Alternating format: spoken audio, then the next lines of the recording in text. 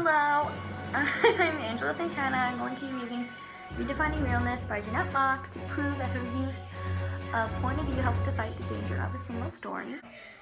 What I really want to prove is that through Jeanette telling her own story, through her own point of view, which is first person, we all get a better understanding of what it's like for people who are transgender. She even does a great job at explaining words like trans and cis, which help educate our audience for people who are not really sure what they meant, like me. Not only does she speak of her own story, she includes stories of people like Wendy, who transitioned at a young age, like Jeanette. She also speaks of Jeannie, who lived most of her life being perceived as a heterosexual man. Before she transitioned, she was married and a father. After not being able to hide anymore, she came out as trans and lost everything. This story is very different from the story of Jeanette and Wendy, but it's important that it's included in her novel. She is showing us that every trans person is different and there is no one way to be trans. She tells us about all the homeless LGBTQ youth who were thrown out of their homes, and although she fortunately never faced it, it still happened to people, and it still happens to people, and she brought that situation to light. She also tells us about the many transsexuals who cannot afford medical care and have to self-medicate, which can be dangerous, and sometimes Jeanette was lucky enough not to face that challenge in particular, but she lets us know it's a reality for many people.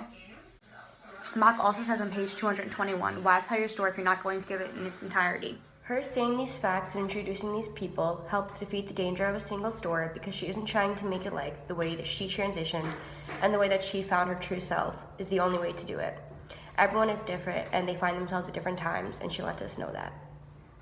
She also says in the author's note, it was not written with the intent of representation. There is no universal experience. We all have stories, and this is just one personal narrative. She is saying that she isn't writing this to represent all transgender people, and that this is just one story that she is telling through her own point of view, which helps to defeat the danger of a single story. This is from an interview that Jeanette Mock had with Christopher Carbone. I wrote Redefining Realness because not enough of our stories are being told, and I believe we need stories that reflect us so we don't feel so isolated in our apparent difference. For so long, the media has been telling our stories through the filters of journalists, some well-meaning and others super disrespectful. And I think it's empowering to have stories that are unfiltered, coming directly from the source.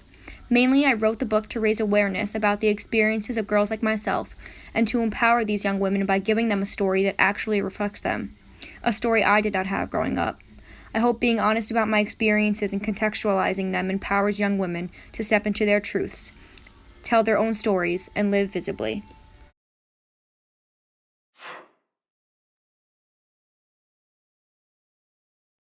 I know that this story is mainly about one person's journey, but I feel like her telling her story from her point of view helps open people's minds to what transgenders go through. It may have taught someone that transgenders simply aren't that way because they feel like it. I believe this novel helps open up the conversation for people who are transgender to share their stories and helps fight the stigmas and stereotypes that transgenders still face today. Thank you. Roll Tide.